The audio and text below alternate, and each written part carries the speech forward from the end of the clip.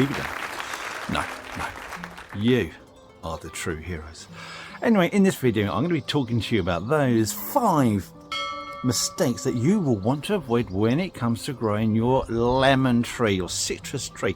And we are mostly going to be talking about containerized plants because after all, we are here in the UK. But most of this will also be perfectly relevant to field grown stock. So plants that are growing in the ground in your garden. So let's get on with it. This is quite interesting. There's a bit of detail in here, a little bit of technicality, but I do enjoy that. So let's start off with mistake number 1, and I'm going to reinstate my lovely posh voiceover man. Mistake number 1. The root environment.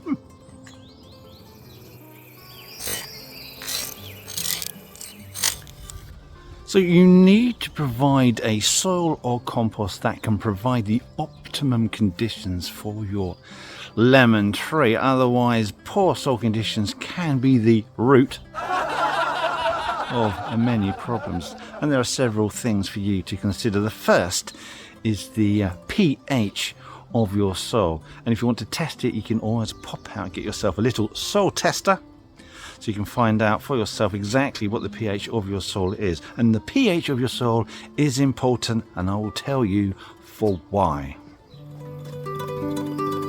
You know this looks weird, right? Lemon trees will prefer a soil environment that has a pH somewhere between neutral and slightly acidic. So that would be a pH somewhere between 6 and 7. Now, there is an issue if you are growing this in an alkaline soil, and that issue is known as chlorosis. Now, chlorosis is when a plant is unable to produce the chlorophyll pigment, which is green, and therefore you have this underlying yellowing showing through on the foliage, because in excellent condition your lemon tree leaves will be a dark, luscious green. Now, what happens is that in the soil, the roots are unable to take up 2 key elements, magnesium and iron, both of which are required to produce the chlorophyll pigment. So if it is too alkaline, it cannot take these nutrients up. The leaves go yellow. It doesn't have enough chlorophyll, which means it cannot produce the sugars and the energy through photosynthesis. So you have a weakened, restricted plant which doesn't produce much in the way of foliage, flowers, and therefore those all-important fruits. And to continue with the soil environment, it also needs to be a well-drained soil. Quite free draining really, because during the summer period, these are very leafy plants. They produce these big fruits, and there's quite a high water requirement in order to produce all of this. So you can liberally water to a point your lemon trees throughout the growing period. But if the soil isn't free draining, then you can have waterlogging issues, and therefore you can have root problems, because if it's waterlogged, there's no air pockets within the substrate, and the fibrous roots will need oxygen around in order to metabolize. Otherwise they will suffocate and die, and you will have dead roots. So got to make sure that whatever you're growing it in, whether it's the ground or in a pot, you got a slightly acidic soil, very well free draining soil. So that means no flipping saucers at the base of your pots, and maybe even consider raising it on those lovely little ornamental feet, pot feet. Yep. Next thing. Mistake 2. Correct fertilizer. This is important.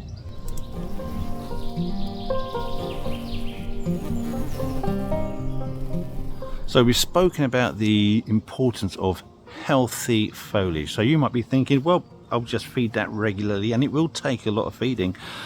But if you just use something like Miracle Grow, you will get lush leaves, you will get good growth, but it is high nitrogen. And if you're feeding a high nitrogen fertilizer during the flowering period, flower initiation, there's a good chance that the plant will redirect that energy into just producing more foliage, especially if you've been pruning it around, which we'll talk about in a minute. So it's often the best course of action to use a specifically formulated citrus food. Not only will that be slightly acidic, because as we've said before, you do need to maintain slightly acidic to neutral soil conditions, it also is quite low in nitrogen, high in phosphorus and potassium, which will encourage increased flowering and therefore more fruits. Now, you might have in your shed a lovely packet of miracid, which is a fertilizer specifically formulated for acidic plants, and you can perfectly be welcome to use that. But like I say, it is high in nitrogen. It can reduce both the blooms and the fruiting. So if that's an issue with your plant, now I'm afraid you're going to have to put your hands in your pockets and buy that rather expensive tiny pot of citrus feed. Oh, one more thing. If you have got issues with yellowing of the leaves, you can increase the acidity of the soil without putting in a high nitrogen acidic fertilizer. You can consider products such as sequestrian, which includes sequestered iron in order to increase the amount of iron and magnesium in the soil. You could also consider using something like a hydrangea colorant, one that is used to increase the blue color. Both of those will increase the availability of iron and magnesium, but without adding more nitrogen into the soil. So there's a little tip there, a little horticultural gem. So this is my lemon tree with its unifoliar leaf and characteristic winged petiole. The petiole is the small piece of stem that attaches the bottom of the leaf to the stem of the plant, and as you can see, it does have this really lovely dark luscious green coloration on these older leaves. But if you have a look through here on this new foliage comes through, it is quite yellow. So this is chlorotic, and it is crying out for me to give it some nitrogen in order to green up this new growth, which of course I'm going to do it because I can't say no to my own children. Anyway, pruning, with regards to pruning lemon trees, it's the same story as anything else. Mistake 3. Correct pruning. Remove any dead, diseased or dying stems. You will often see characteristic dieback at the tips, usually just due to a bit of cold damage like this. There you go, and it's actually quite useful to see that, because can you see these vicious little thorns? They can really puncture quite a nasty hole in your hand. So if you are working around citrus, don't forget you might want to wear suitable gloves. And I'm going to make that cut, if you can see, just above the greenwood. With container grown citrus, you can also look at removing invigorated 2 to 3 year growth, but in order to maintain an ornamental framework of branches, always take these cuts down to a fork. Never do an overall trim on the top, because then you'll get a mass of invigorated growth and completely ruin the shape. Also, and it's probably going to be one of the only times I'm going to mention this, if you consider how citrus are grown in Versailles, in their wonderful Versailles containers, every spring the sides of the container would come off, exposing the root ball. Old compost would come off, fresh compost would go on, and they would also give it a root trim, just this once, because that helps to maintain a compact shape and size to these plants. You don't want an absolutely humongous tree growing out of a small pot, because it will be at risk of falling over and make it very difficult to maneuver when it comes to overwintering, which will be one of our mistakes about to come.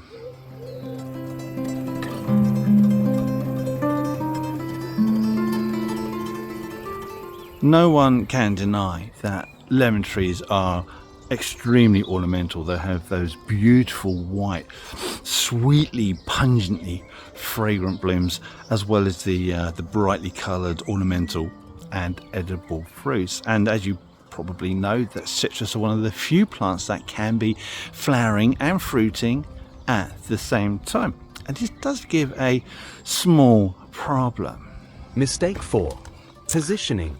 For most people, when they buy a lemon tree, they normally have a place in the garden in mind, and quite often it's somewhere it's a little bit dark, a bit shady, and they want something to brighten up that corner where most other things can't grow. And that's going to be a problem with your lemon tree, because those are not the conditions that they are going to cope with well. What they need is this. Oh, hold on a minute. If you're finding this video useful or even just mildly amusing, then don't forget to click the thumbs up, press on that subscription, and if you want to be notified of whenever we release a new video, then click on that notification bell. It helps us more than you know, and it allows us to do stupid visits like this in the future. Anyway, let's continue to find out what old boiled butt has to say. Put my bloody glasses back on. Too hot, too sunny. It's too lovely. It takes quite a lot of energy for a plant to produce the large fruit. So in order to do that, they're going to need a sunny position, south facing if you're in the northern hemisphere, with as much sun as it can receive all day, every day. And on top of that, it needs to be a sheltered position because strong winds can damage the plant, especially if it's heavily laden with fruit. Strong winds can snap branches, doesn't do it any good, or just simply drop fruit. Furthermore, it needs as much heat as it can during the day here in England because we don't get enough of it. So plant it by a south facing wall, preferably a house wall that receives again sun all day. The brickwork will heat up and then you will get radiant heat coming off both day and night, increasing the temperature around the plant constantly. It's called manipulating your microclimate in order to benefit your plant the most. It's science. So there you go, sheltered in my lovely walled courtyard, south facing, sunlight all day and the radiant heat off of the brick house wall. Mistake number 5. Overwintering.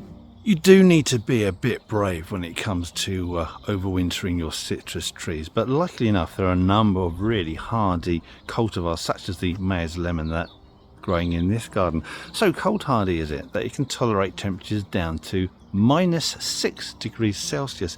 And in my previous property, when I had that growing in its pot, I just kept it on the south facing house wall and put on some horticultural fleece, and it's absolutely fine, flowered and fruited every year for years. But this is what you need to know. If you are planning on growing a hardy lemon tree in your garden, straight in the ground, which you can do on the south and west coast of the UK and the heat island of London, then just make sure you plant your tree as early on in the season as you possibly can. That means you've got the entire year for this root to grow and establish, and it will put it in a far stronger position in order to cope with the winter that is to come. Now, as I said before earlier, you must make sure that these plants are grown in a free draining soil, because the last thing you want is a cold, freezing, waterlogged conditions, because that will damage the roots and will increase the risk of dieback on your lemons. The problem with that is that it causes the plant such a shock that it is unlikely to produce flowers and therefore any more fruits for at least a year, 2 years, possibly even 3 years. So be very aware of that. Plant it as early as you can in the season, and really I would still give it 1 or 2 layers of horticultural fleece over the winter just to protect it, prevent it from being shocked. But there is more to overwintering than that. In order for the fruits to colour up to that typical lemon yellow, it does need to go into a cold period over the late autumn, early winter time. And I would really keep these out as long as you can, really, when temperatures start to drop down to -4, -3 degrees Celsius. And really they will take a light frost, no problem whatsoever. But because I am extremely risk averse, my lemon tree will go into the unheated greenhouse. It will be absolutely fine in here, as they do in Florence, in the that Medici villa that we went to, Villa Castello, with their massive citrus collection. That is an amazing place. If you've never been there before, I'd definitely go there. And they bring all theirs indoors again, unheated, no light either. Actually, it's in these. They put them in this big old barn. Very interesting to see. But there you go. Cold temperatures, overwintering, and don't forget when they come out again in the spring, you must harden them off to outside conditions first. It's going to take 7 to 10 days. Bring it out, place it somewhere in the shade, expose it to some early morning sun, late afternoon sun. Avoid noon sun because the intensity will just scorch those leaves. I see that happen all the time. Build up its tolerance to the light, then after 7 to 10 days you can place it in its final position of full sun. It'll be there for the rest of the year. And there you go, those are my 5 mistakes to avoid when it comes to growing lemon trees, either in a pot or in the ground. There is just one more thing I'm going to say. If you are planning on eating your lemons, then you are more than welcome to do so. They are perfectly edible. But if you are struggling with some pests and diseases on it, make sure whatever you spray organically, because I would never advise spraying a inorganic pesticide on any plant you're going to be eating the food off. I mean, that's just mental. Why would you do it to yourself? Anyway, thanks for watching. If you've got any other comments, any great tips, or any other mistakes that I haven't mentioned in this lot, put that in the comments. I would love to hear from you. Anyway, thanks for watching, and I will see you in the next video. Goodbye. Right, now, just before you go, if you want to see more content, more behind the scenes stuff, and images that I've taken of some weird freaky plants over the years, then you're in luck, because we have created an Instagram page. So you can find the link in our description. You can find the link on our main page, and if I'm clever enough, I might be able to get a link somewhere up there. Anyway, thank you for watching, and if you want to see more YouTube stuff, then check out this video here.